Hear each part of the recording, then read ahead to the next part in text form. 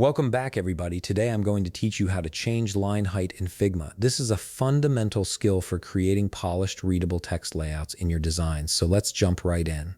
First, open your Figma application and navigate to the project or file where you want to adjust the line height. This could be any design you're working on, whether it's a website mockup, a mobile app interface, or a presentation layout. Once you've got your file open, you're ready to start making adjustments. Now, let's say you have a text element in your design that needs some spacing refinement. Click directly on the text layer you want to modify.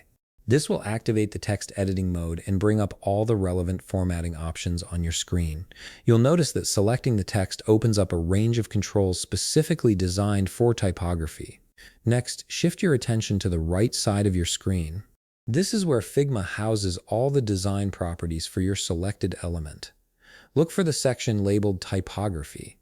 This panel contains all the essential text formatting controls you'll need, from font selection to text alignment.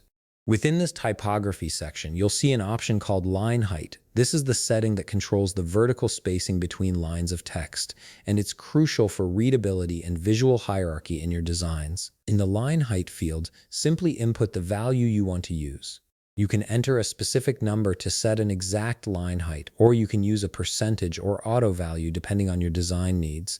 Different values will create different visual effects, so feel free to experiment until you find the spacing that looks right for your specific project. Once you've entered your desired line height value, hit the Enter key on your keyboard to apply the change. And that's it. You've successfully adjusted the line height in Figma, giving you better control over your text formatting and overall design aesthetics.